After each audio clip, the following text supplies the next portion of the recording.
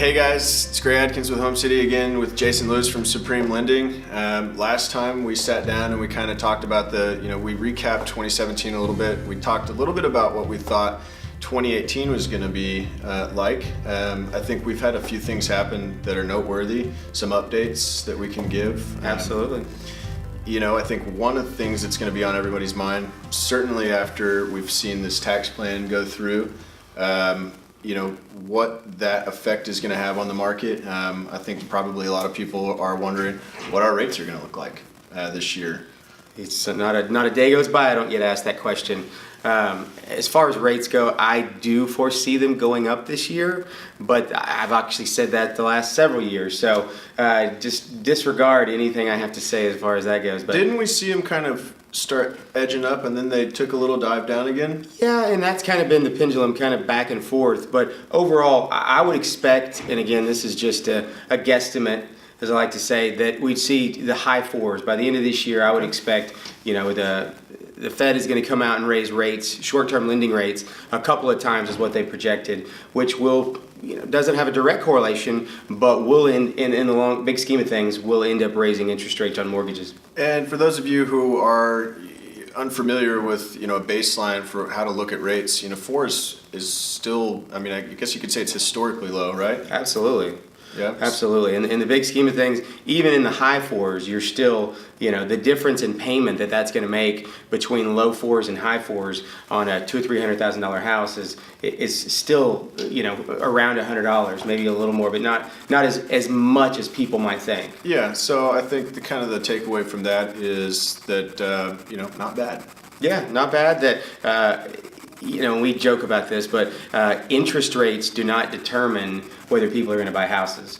I think the last video we spoke about how, in the 80s we had interest rates in the high teens, and it was a hot market. People are still buying houses. People are still buying houses. People are going to still buy houses. At that point, you still do want to get in, obviously, and get the best deal you can and do what you can. But as far as it being something that's going to slow down the housing market here, I don't think it's going to do anything with that. We've got good job growth. We mentioned last time diverse economy. Austin's an interesting landscape right now compared to the rest of the country, especially I think with the tax plan. Texas is a state with no income tax, no state income tax. We have a lot of people year over year moving from the east and the west coast as it is. True. But places like California and New York, they have a state income tax, and under the new tax plan, correct me if I'm wrong, but not deductible off of your federal income tax anymore. So correct. That's amongst I think a good number of other reasons that might make Texas and Austin, Texas specifically, a little bit more attractive to some of those people on the east and the west coast, other states with state income tax. Absolutely. And with not having state income tax, it does, that's revenue that has to come from somewhere. And where that comes from in Texas is from property taxes. Now, with the new laws coming into play, they're going to cap that, whether it be the property value at $750,000 or the property taxes being capped at $10,000. Now, is that $750,000? Is that the value of your house, or is that the amount of your mortgage? That is the value of your house. Okay, and what can you deduct off of that $750,000? So it's going to cap out at $10,000 is what you're going to be able to. Okay, so basically what you're saying is that, and I thought it was like $10,000 to $15,000 in your property taxes. There's some limit in there somewhere. I think $10,000 is what I believe it is on property taxes. Okay, correct. So I think one thing that's kind of important there is that at $10,000 a year in annual property taxes, you're talking about. We've got a nationwide. I think it's safe to say we've got a low median home value compared to some of the other cities that are on the map, so to speak. Sure. I think the majority of the people in the market buying properties, owning properties, I think they're going to be under that. Absolutely. Yeah, no, and again, this is the values and the property taxes are on primary residence and second homes. 90% of the investment properties that are changing hands out there are definitely below that amount anyway, and they're going to still be subject to the normal tax breaks that you've had with owning an investment property. So that's not going to change. I don't foresee it being something that does much of anything. The tax breaks that people are getting that are owning these $1 million homes, with the loss that they've got on one side of it, they're making up on lower overall income taxes. Sure, So absolutely. I don't see it being something that is going to scare much or do much of a detriment to the good thing that we got going. Yep, and I think it's important to note, you may or may not like the new tax plan. I think at this point, it's safe to say it kind of is what it is. There are some benefits and there are some downsides. I think one of the downsides may be that, for real estate investors, I think it's going to soften that market just a little bit with the less seasoned investors. It's going to probably entice a little bit more of a quick investment, quick turnaround, less long-term holds. That might play into some, maybe just a little bit of a change in competition this year with some of those lower to median home prices, home values, and in terms of not having the investors in the market that we did last year, the year before that. Sure. Yeah. I think another key point with the new tax laws that came out, which is a big thing that's on everyone's mind, is capital gains. And for those of you who don't understand it, it's simply if you make a substantial amount of money from a property, then you have to pay taxes on it. It's basically earned income. So you've got the $250,000 that you can get. And that's per person. So let's say you're a single person, you own a house in years past, 2 years. Mm-hmm. You're in that house for 2 years, you sell that house. Now, let's say you make a profit of $300,000. $250,000 of that is non-taxable. You can take that and you can put it into your next property. If you're a married couple, it's $250,000 per person, right? Correct. So that's $500,000.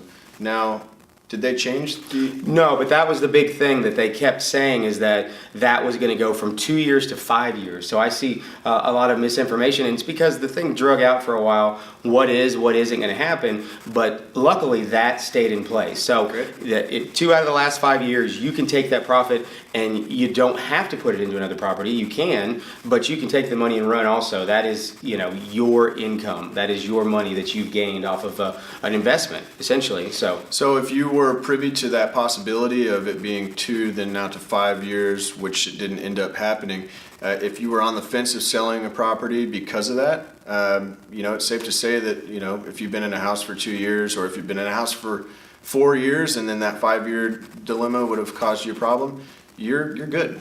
I think that's a good thing that it's not changing.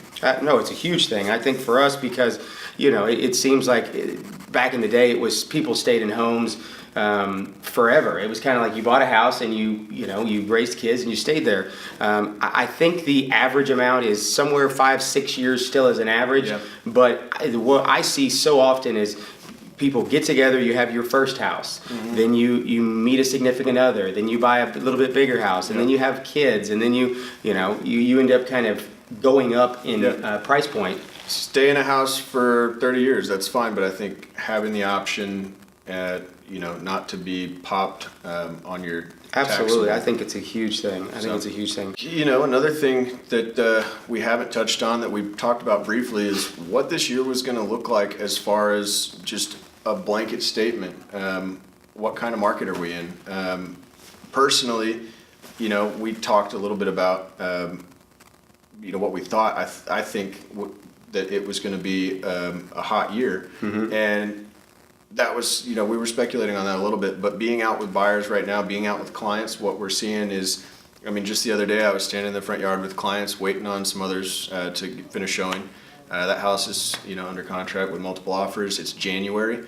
That's pretty early, but we're seeing it heat up out there. No, absolutely. I always go into the year optimistic. It's the way I'm wired. I want it to be a great year. Sure. I will tell you that it usually kind of January is pretty slow, February a little steam, and then by March is when we really see our pop. The phones are ringing. There are people looking. There are people getting pre-qualified. There's a lot of movement, which is it's not a a speculation by any means. It's the phones are ringing, so there's stuff happening. I've got a lot of buyers that I'm advising and representing right now. What that tells me is that sellers who have been considering selling, it's one of those questions you ask yourself is how long can a good thing last? And I think people who've been on the fence about selling property, they're probably going to be pretty enticed to make that jump this year. Not everyone sells based on the market. Obviously, people sell based on situation too. But Sure. I think that it's safe to say that there's buyers out there. They're looking for property. We've got a lot of millennial buyers in the market right now.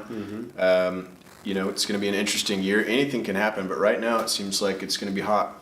I think so, and again, beating it to death. But rates is not what drives the market. Sure. Jobs is what drives the market. So with all these, new companies that have come to Austin over the last few years, there's so many people that moved to town and wanted to rent, wanted to get to know the area, that have moved to Austin in the last 3 years that don't own a home. And that's just the natural progression for most people. They're going to get to an area, find someone, buy a house. So I think there's so many people that have been renting for some time now that are going to be getting into the market. And again, these jobs, it's a little bit of speculative with the Amazons and the Googles that are looking at stuff here. But that's the list exciting. just came out with Amazon, and there's a group of people who'd be excited to have them, and a group of people who are speculative that Amazon coming is a good thing. So whether you're one of those people or not, Amazon did officially release a list of the narrowed list of 20 cities that they are considering, and Austin, Texas is on that list. So